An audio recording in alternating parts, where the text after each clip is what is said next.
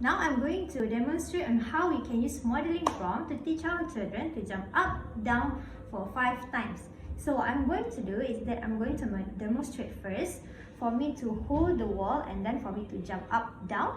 And also I'm going to insert some action noise, which is 1, 2, 3, hiya, to get our children to be more interested towards the task. And then we are going to taking turn, which is it's going to be their turn for next one. And then we can do that for 5 times to complete the task, which is for 5 times to do this task. Okay, you do like teacher.